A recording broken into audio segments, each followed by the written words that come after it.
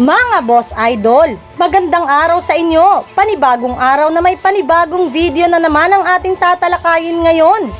Tara na't pag-usapan natin ang balitang nadaya nga daw ang Phoenix Suns kontra sa San Antonio Spurs. At ang balitang Justin Brownlee is back pa rin sa Gilas, Pilipinas. Pero bago nga natin yan umpisahan, introhan muna natin to.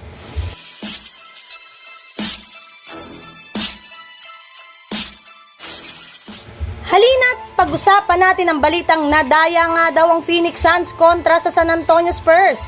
Napatunayan na nga sana ng Phoenix Suns na mas dominante silang kupunan sa kanilang laro noong nakaraang araw laban sa San Antonio Spurs. Ngunit sa kasamaang palad, sa pagpunta nga ng second half ay dito na nga nagsimulang humabol ang Spurs matapos mag-struggle ang Suns. At sa kaswertehang palad pa, ay naipanalo pa nila ang kanilang laban sa isang napaka-controversial na ending. Yes, angat pa nga sana ang Suns ng isang punto sa huling 6.5 seconds ng kanilang laro. Ngunit pag inbound nga dito ng bola ng Phoenix Suns kay Durant, ay agad na nga itong naagaw ni Keldon Johnson na sumalaksak rin naman sa ilalim ng basket na siyang rason ng pagkapanalo dito ng San Antonio Spurs sa score na 115-114. At sa pagtatapos nga ng kanilang mainit na laro, ay hindi na nga napigilan ng buong kupunan ng Phoenix Suns na magreklamo sa mga referee.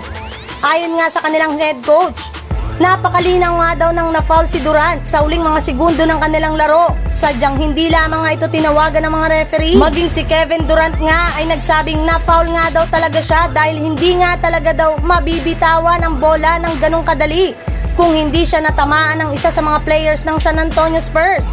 Kaya literal nga na nadaya sila ng mga referee sa kanilang naging laro. Sa ibang balita naman, patungkol sa lumabas sa balitang Justin Brownlee is back pa rin sa Gilas, Pilipinas.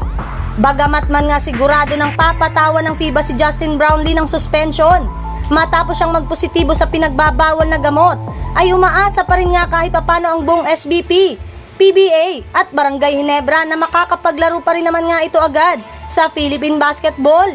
Sa katunayan, noong nakaraang araw nga ay pinag-uusapan na mismo ng miyembro ng SBP kung anong gagawin nila sa future ng Gilas, Pilipinas.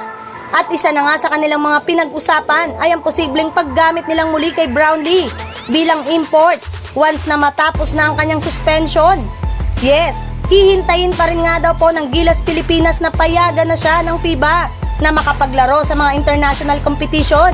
Gayong naniniwala nga sila na malaki ang maitutulong nito sa ating national team.